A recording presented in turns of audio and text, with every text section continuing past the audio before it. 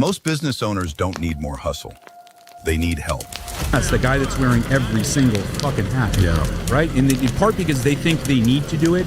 And in part because they're like, oh, it's my first time I ever hired someone. I don't want to overwork them. I don't want to give them these things. I have learned and am learning more and more every day of how to get rid of the shit that I don't need to be doing inside of my business so that I can have the personal life that I want to have. Right now, I always say it's like, in part, maybe it can be about so what you can go do professionally a little bit more, but that's not what I really hope for you. It's so that, like, what can you do with that time back in your life? This isn't just about outsourcing. It's about finally having time to lead again. Do the things that move the needle inside of your company instead of the low-level shit that you don't need to be doing, right? Because there's certain things that only you know how to do, and you need to focus on those. If you're stuck in the chaos chasing control, maybe it's time to GTFO and let go. What's up, everybody? Welcome back to another episode of F&S Words with Eric and Adam. There he is. You were grooming a little bit before, and goddamn, that hair looks good, kid. Doesn't it? Isn't it great? Imagine being It 4 does. decades old and having a full head of hair is wonderful. Yeah. Full head of hair. Full head of Right? hair. Oh, I just yeah. always wear a Fuck the rest of these cocksuckers. fuck the rest of these. Brought to you by SMA Support Services and Inventory HQ. That's what we're fucking doing today. I like that. Yeah. We're co-branding. And might I say that SMA Support Services, based on its deep embedded relationship with Joe Hoffman, has a lot of empathy for people who might be follically challenged. So as much as I talk, right? Yes, that's true. A soft spot in our heart for those that are. Yeah, we won't go full on fuck those guys. Yeah. With empathy. Fuck them with empathy. Yeah. Fuck them with empathy. I like that. Well, welcome, everybody. Welcome back to another episode. We are trying a new time. We thought we'd try and do these in the evening. We can grab some people after dinner and have a conversation and pick an F or an S word and figure out how it can help you in your business, in your life, and get better at everything. And so Adam brings the word. And so I'm excited to hear what the word is tonight. Yes. And Eric, might I first, before we get into the word, might I tell you, thank you for having the updated commercial this time. That was great. I was wondering. I had it last time. Yeah. And let me finish. Okay. Sorry. Also, the 20-second countdown, instead of repeating 10 seconds 2 or 3 times. Yes. Well, I got it fixed. It felt more professional, right? It felt more real. More professional. Every week's going to be better, Adam. Every week's going to be better. We're getting there. This thing has structure now, and it's not just bullshitting the whole time. Right. All right. We're going to share my screen. Don't tell me again. Oh, we're sharing. There we go. Can you see everything? Oh, Look at that. Nope. Here, I'll add it to the stage. There we go. You got to add to the stage. F&S words. Look at that. I haven't said anything yet, Eric, and now that we're in public, I can finally address this because I feel like if I addressed it not in public, it would have been weird. But you making the background photo of our one-on-one chat, my picture, it's weird for me. I know why you did it, and I knew you did it to bait me into having a response. And now I want my response to be very public, that it's, yes, I look great in this picture. I mean, I look fucking incredible. As cool as anyone's ever looked. But having it be the entire background picture to our one-on-one chat just feels odd. I'm not gonna lie. Oh, on the chat. Oh, yes. That was an accident. Okay. That was an accident. Yes, I didn't mean to do that. My daughter did that on my phone with our chat, and then I accidentally hit the wrong button. So I will fix that because you're right. It is weird. It's very weird. I feel very weird. But I'm glad we're airing this out. You're right. Okay. All right. Good. All right. You want this left up here, or what do you want to do? No. We're gonna move forward. Yeah. Okay. I do it. You're right. I have an F word because we go an S word last week, an F word this week. So the first letter. I will also tell you, I tried really hard, but I'm not so good at technology, and I'm certainly not so good at Google Slides on figuring out how to make this say foreplay. And I couldn't figure it out. So instead, we're just going to go right into the actual word, which is forecasting. I like that word. Yeah, is our F word for the night. Forecasting. Which, okay. I will tell you, forecasting is how adults run businesses. Right. And if your forecast is, let's see what happens, you're not an owner, you're a spectator. And it's important to note, right? Here's what forecasting is not. It's not. Forecasting is not vibes. It's not how my sales manager is feeling today. It's not, we're going to be fine. Don't worry about it. Forecasting is definitely not last year's revenue multiplied by 1.2. That's not a forecast. That's just bullshit, right? What forecasting is predicting future outcomes based on leading indicators. Forecasting is removing surprise. And most critically, it's turning chaos into probability. Okay. How do we do that in roofing? Right? Well, that's great. Let's back up. Before we dive in, right, I'm not going to, come on. That's where we get back to that foreplay word, right? Because we got to have there's got to be a little tease to this. Right? Yeah. We're not just going to shove it in. I'm going to fucking spit on it first. Okay, right? got it. All right. So let's back up 100 yards and talk about why a lot of owners avoid forecasting, right? Okay. And tell me if you've ever heard any of these. You coach a lot of roofers. Roofing is unpredictable. Have you heard that one before? I have. Yeah. This is my favorite one. Weather makes it impossible. Storm season changes everything. Sometimes my guys just hustle harder, and I don't know why. Right. And so uncertainty actually, and this is the thing that I can't stress enough. It actually makes forecasting more important, not less important. Because the real reason owners avoid it is because it exposes reality. It reveals capacity limits. My favorite, it forces discipline, which none of you fucks, very few of you fucks are good at enforcing, right? But creating discipline within the business. Forecasting does not create pressure. It reveals where pressure and stresses lie. And that's why I notice why a number of owners that a number of folks that I see in business, a number of folks that I see in this field, they avoid ardent and real forecasts. What's your perspective on that, Eric? I would 100% agree. I would say that I have been guilty of this, like in the past for sure. I will also admit that I am better at it than I used to be, but I am not where I would like to be with it. Because a lot of those excuses have been uttered out of my mouth, and I'm sure everybody else that is watching this show right now.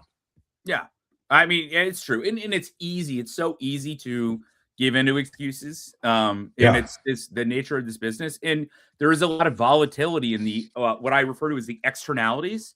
The externalities, the things outside of our control that have an impact on the output or the throughput, right? So, but that's why forecasting and predictability in revenue becomes significantly more important by diversifying our revenue streams and our approach to market, right? And like implementing a retail strategy, as an example, independent of what market you're in. There's always going to be somebody that's going to buy roof retail, right? So how are you finding that buyer? How are you attracting that buyer? How are we closing that buyer? You asked earlier, how do we start to forecast? Well, first of all, you make it really simple and really practical. So here's what you can forecast. You can forecast lead volume trends, right? It's not too hard. You can forecast close rates, and you should be week over week, forecasting close rates, lead volume trends. You should be forecasting average job size. And I can use that as a throughput and to understand, my lead volume and my close rate, if I'm closing jobs at this size on average, I should know what my revenue predictably can be throughout the course of the year. Here are the big three things that every single roofing owner needs to be forecasting. And I bet less than 25% of you are. Just a guess. Production capacity, crew throughput, and cash flow timing. Production capacity, I'm going to say them all again, crew throughput, and cash flow timing. And we're going to talk about some things related to production capacity around inventory in a minute. But like production capacity, aka how much work can we physically install in a given time period? Most owners forecast sales. Very few forecast install capacity. So what production capacity actually is the total installable revenue your crews can complete in a week or a month. And the formula is really simple. Number of crews, number of average jobs per crew per week, average job size equals weekly production capacity, right? So if I've got 5 subs, those subs can do 2 roofs per week per crew, and we've got $18,000 per job. 5 by 2 by 18,000 is $180,000 per week capacity, right? I'm going to multiply that by 4. I can do roughly at max volume $720K a month in production capacity. So now I need to work backwards from that to say, how am I going to make sure that I've got, 10 jobs per week that my crews can build, or to say, I'm closing more than 10 jobs per week, so I've got a production lag. How can I start to go recruit more crews to be able to meet my production ceiling? That's your ceiling, ultimately. Your revenue ceiling is your production capacity. And people think that their revenue ceiling is their sales capacity, and it's not. Sales above that creates backlog. Sales below that creates idle crews. Yeah, and if you expect, and in this space too, that the production side is always slept on. The sales side is what everybody is forecasting, and they're not talking about not only how much they can do, but to your second point of how long of a backlog are you willing to accept, right? Because if you're the guy that's like, I'm 4 months out, well, you're a fucking idiot, because you're going to lose 50% of those deals probably, right? Like, you think you have them in the pipeline. Those people are going to leave. They're going to break their contract and go with somebody else. 100%. So like we set up exactly what our production capacity is, so that we know that we are never more than 2 weeks or 2.5 weeks out from when somebody signs a deal. So if somebody signs a deal, if we can't get to it in 2 weeks, we know that we've broke our production capacity and we have to go recruit more crews. Yeah, exactly. If you sell 1.2 million a month, but you can install 700,000, right? Your backlog becomes stress, right? Correct. You can never outsell a production bottleneck. You can't do it, right? And owners mess this up because they assume every crew performs equally. They ignore weather delays. They don't forecast material delays. They oversell during storms. Right. Big time. Yep. Right. Yep. And so, you can never outsell a production bottleneck. So That's a big one. Yeah. Right. I talk about crew throughput. So I'm going to rephrase this. How fast does work move through the system? So throughput is not how busy you are. It's how efficiently jobs convert from sold to scheduled to installed to paid. Okay. So how am I going to forecast that? I'm going to start to measure days from sale to install, jobs completed per crew per week, days from install to invoice, days from invoice to payment. And then if a crew averages 2 roofs per week, but in reality it's 1.4 roofs per week, I've got what I call a throughput illusion, right? So throughput forecast insight, small slowdowns compound massively, right? We start to hit that backlog. As an example, if my throughput drops 15%, my capacity shrinks 15% immediately. That shows up as cash flow tightness, customer frustration, team stress, owner panic, canceled contracts, canceled contingencies, right? So throughput is generally where silent inefficiency hides. And you can, it's broken by poor scheduling, change orders, material misorders, supplement delays, no QC discipline. A lot of owners blame sales for this one. It's a throughput issue, right? Because my systems architecting this process aren't efficient. We don't have enough QA at every step of this process to ensure we're moving quickly, so that I'm not ordering the wrong fucking shingle, that I'm not bringing a crew that can't do a steep slope and I'm deploying them to a house that is a steep slope, right? Yeah. So your throughput issue creates a production backlog, which creates a whole other series of issues behind the scenes. You got to measure day from sale to install, jobs completed per crew per week, day from install to invoice, and day from invoice to payment. And then I'm going to start to get my cash flow timing, right? When does my money actually hit the bank? Revenue, not the same as cash. Right. And roofing has huge timing gaps around deposit timing, insurance draws, supplements, final payments. So you forecast cash in by week, payroll by week, material draws by week, fixed overhead monthly. And if you do not map timing, you create artificial emergencies. Have you ever found yourself one of those, Eric? And an artificial emergency. Yeah. Give me an example. Okay. So sold but not installed, installed but not invoiced, invoiced but not paid, right? Oh, fuck, all the time. Yeah. Yeah. We all have. Yeah. Right? Like hoping that you're getting depreciation releases because you've got material orders that are coming, and you've got $500,000 of installs that are happening in the following week, and you've got $150,000 of material that you've got to order to complete those installs, and you've got $90,000 in the bank.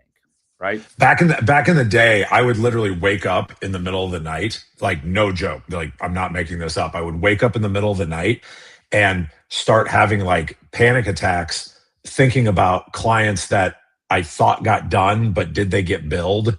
Mm-hmm. Like I would wake up in the middle of the night and then have to like write shit down and be like, okay, check in the morning. And like, when I had no systems, no process, and I'm like, did we bill fucking Susie? I don't know if we did. Like, does she still have a dep check sitting out there? And like, how much is sitting there? Like, yeah, that was a nightmare. Yeah, so where emotional volatility skyrockets, right? Mm-hmm. Where owners feel rich one month and broke the next month. Yep. And it happens because you're not forecasting, right? Yep. We're not breaking our pipeline down into sold but not installed, installed but not invoiced, invoiced but not paid. And then assigning realistic timelines to each of those, right? So 30 days from sale to install, 7 days from install to invoice, 14 days from invoice to payment. Now I can look at my pipeline in each of those funnels, and I can get an understanding of where the cash flow is. Yeah, and understanding what you can do.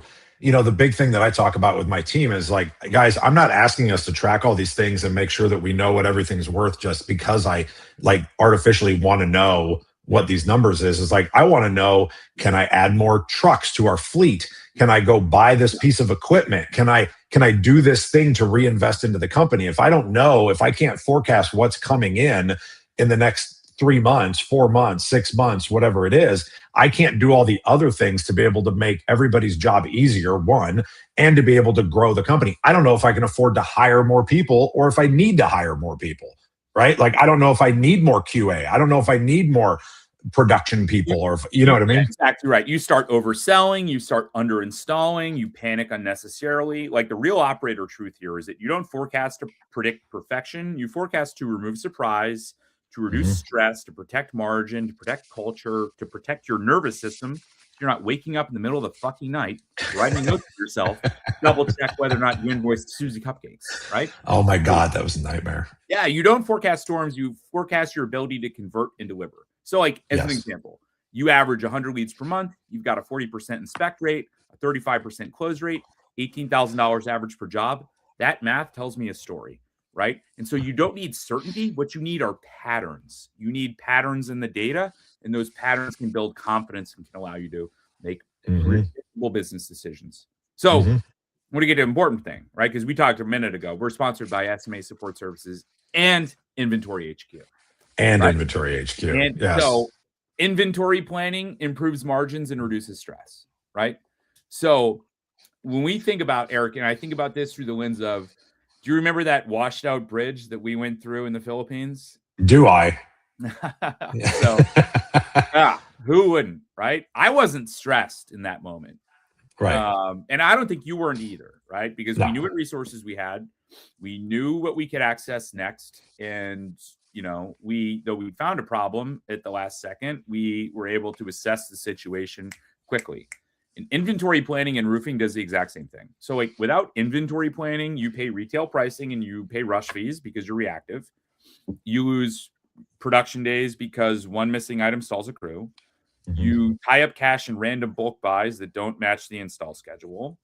You warehouse the wrong stuff, or too much of it, or pretend it's assets, right? Your margin gets quietly eaten by emergencies and waste. Your owner nervous system rides a low-grade anxiety treadmill.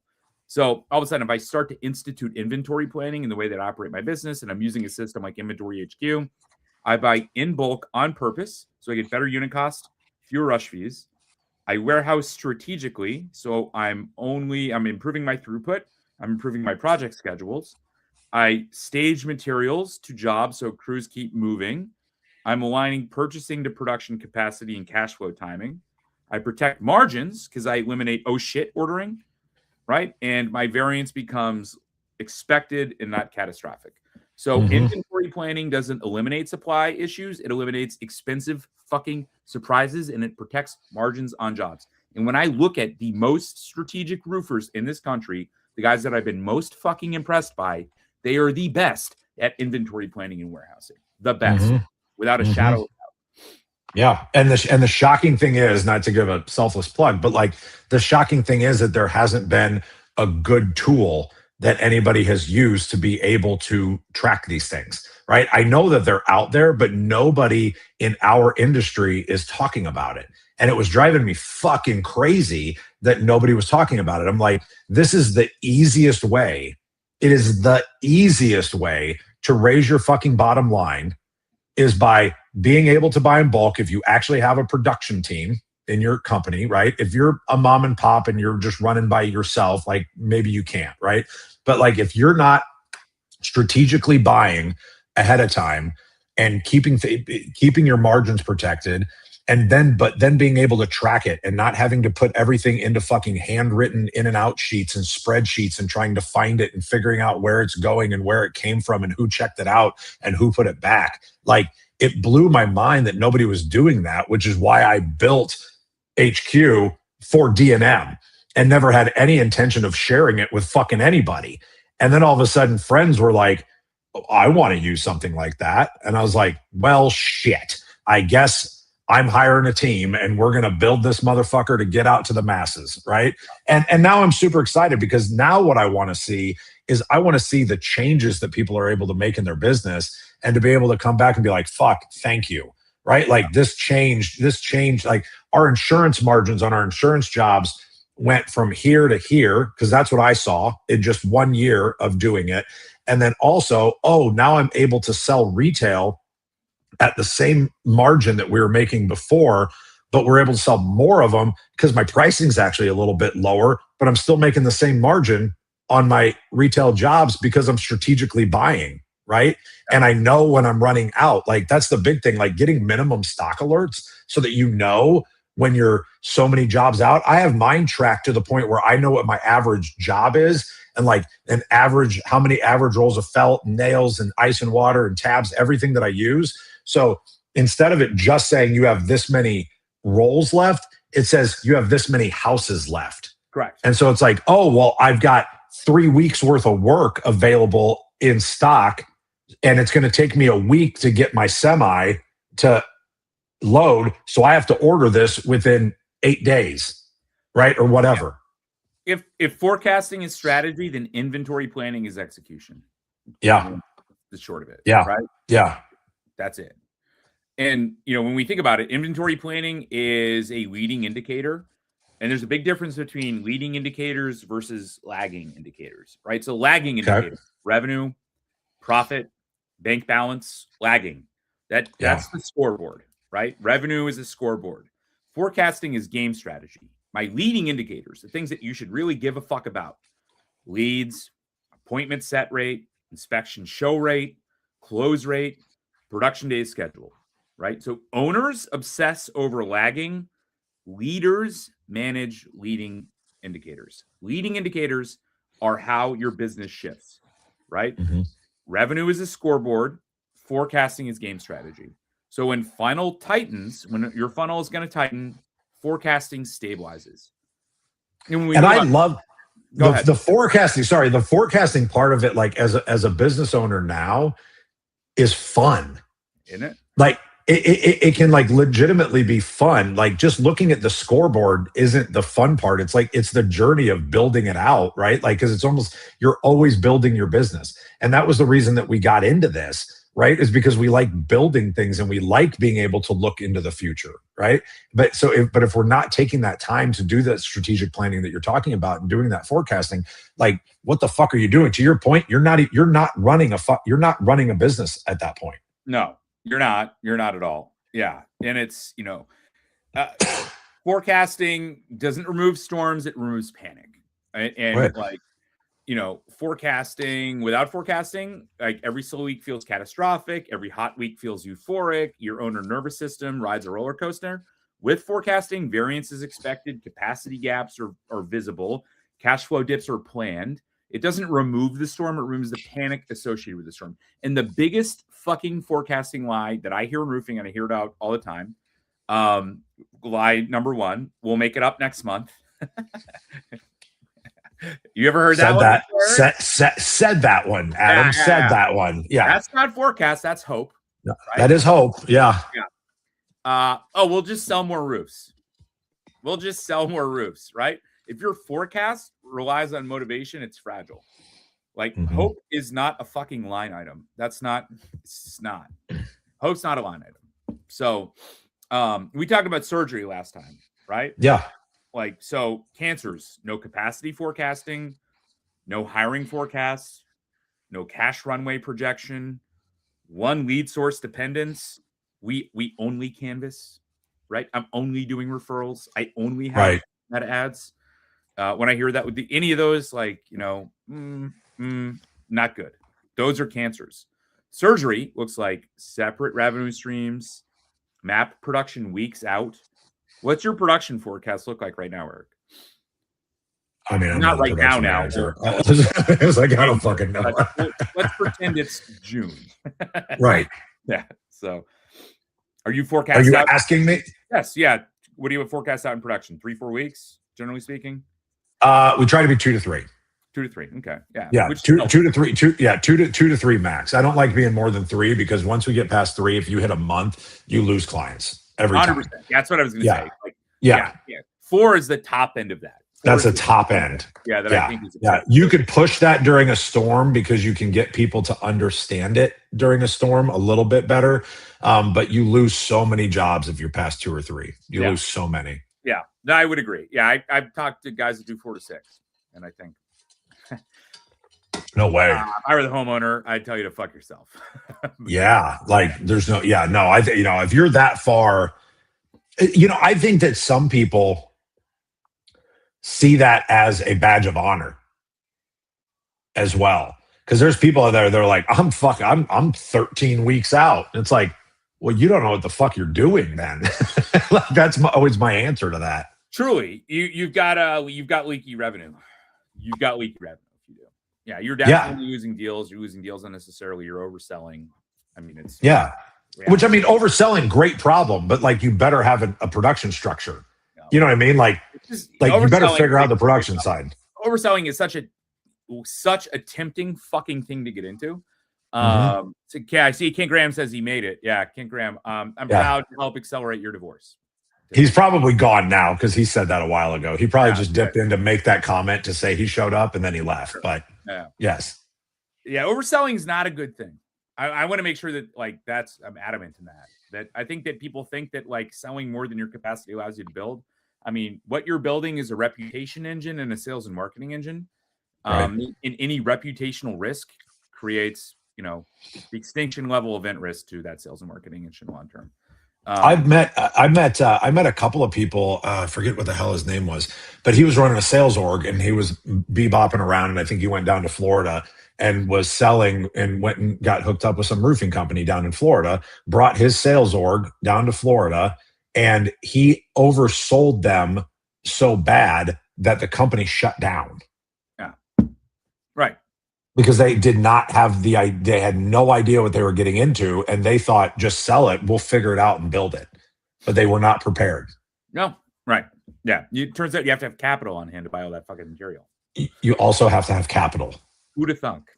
Yeah. Who'd have thunk it? That's a lot of deposits to be able to fucking, you know what I mean? Like that's insane. Yeah. No, I was really happy that forecasting was our topic tonight because it is something that in our space, in the roofing space, isn't talked about enough. And to your point in the beginning, they do in this industry, we live a lot on hope because we're just sitting there in this month specifically, right? In like January, February, we're sitting there going, and I've said this before, we just got to get to March.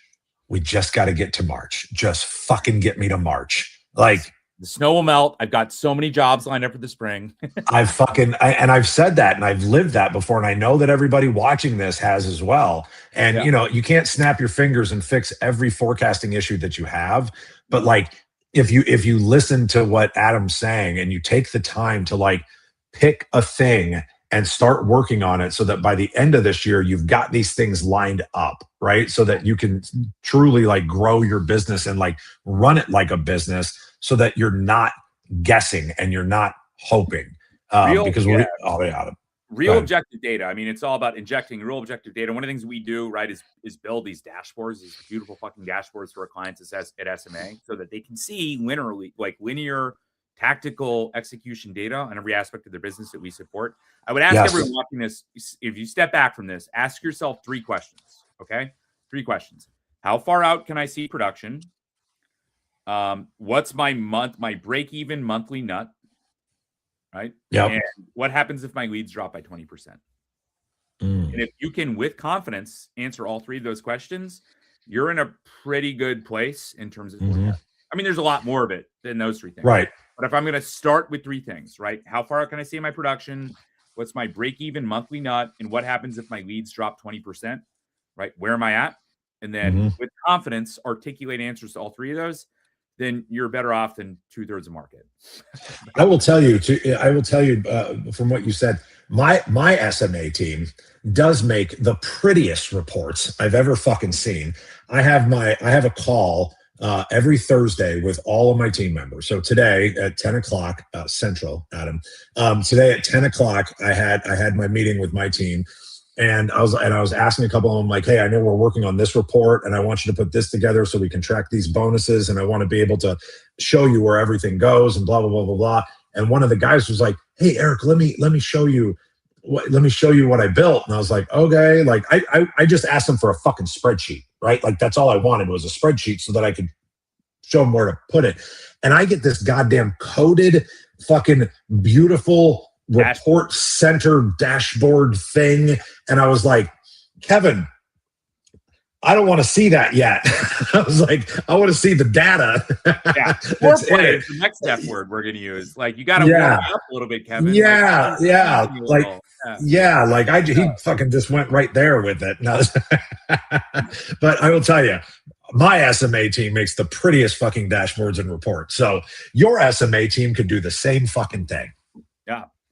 And in addition, you can start being in the top 5% of this fucking market and using inventory control systems and forecasting your fucking inventory, right? Yeah. And like inventory controls is not, I bought a warehouse. Right. Yeah. Right. Yeah. It's not. Well, and to that point, I know we're running a little long and I hate to keep talking about the thing that I obviously cared about today, but like, a lot of the complaints that I get, or not complaints, but some of the concerns that I get, they're like, oh, well, I'm buying this stuff, but I want to go buy the stuff, but it's going to cost me too much money because then I have to have a QC guy and I have to have an inventory. I have to have a warehouse manager and I have to have another truck and I have to have this and I have to have that. And I'm like, don't you have those things? I'm like, if you don't have a production team and a QC guy, like, what the fuck are you, like, what are you doing? So, and then they just go buy the stuff and then they don't know where any of it went. And they're like, well, I didn't save any money. And I'm like, well, of course you fucking didn't. Yeah. You have no idea where it went and you overpaid on commissions. Yeah. Because of it, because you have no idea what got returned. So it didn't even get job costed properly. Yeah. So anyway, sorry. I'm way more passionate about this than I thought I would be, Adam. Like, I'm way more passionate about this than I thought I would be. It's wonderful finding passion, isn't it? It's good.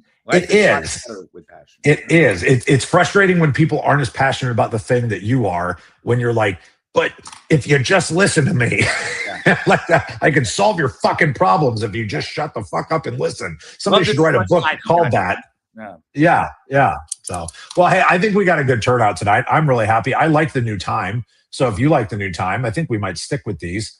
I'm good. I like the new time. I will say when I'm back in Germany, the new time is going to be, what time will it be?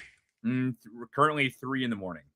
Yeah. Oh God. Okay. That is a little. Come on, baby. I'm fucking committed. You know. I know you are. I might be a little bit drunk. I might be like that. Might make these more fun. Good. Yeah. I'll be a little drunk, but let's give it a try. Let's give it a try and see how it shows up with Adam a little bit drunk. Just a little. Just a little. You know what I mean? Yeah. The words will blend into each other a little more, I think. Yes. All right. Cool. Adam, you got anything else you want to close with here today? No. Just, do I have anything else that I want to close with? No. Like, other than, most owners say they want freedom, but they refuse to forecast, and freedom without forecasting is just chaos with the title. Yep. All right. Well, start planning, start forecasting, start looking and understanding your throughput, your numbers, and your attachment, and the patterns in your data, and you'll be amazed at how much fun. And if you have more questions about this and want to understand a little bit more about what Adam's talking about, reach out to one of us, because this is why we put teams together with SMA, to be able to help us with the forecasting, right? Like, that's the point, is that you don't have to do it by yourself. This is a repeatable task that can be implemented with a team that can be tracking all of these things, and you say, here's what I need. Here's the data and the information. Will you please organize it for me so that I can fucking put these things together and understand my business better? Like, that's why I have my SMA team. Nobody rises to ambition ever. They fall to their forecast. It's the reality of the game. That's a good one. We'll make a shirt that says that. So you're welcome. Yeah, I'm here all day. Thank you. Thank you. All right, everybody, thank you for tuning in. Thank you, Adam. Thank you, SMA Support Services and Inventory HQ. If you got any questions about Inventory HQ, fucking do one of those little DMs. We're going to run our commercial here, and everybody will see you in 2 weeks at 7:30 Central maybe, and Adam might be a little bit drunk. I could be. I think I'm going to be here in 2 weeks. I'll still be in the U.S. maybe. Oh, okay. Well, then we'll be good. Okay, all right. But I'm going to be shithouse. So shithouse. Well, so we'll do one of these shithouse. So thanks, Adam. Appreciate you. Most business owners don't need more hustle. They need help. That's the guy that's wearing every single fucking hat. Yeah.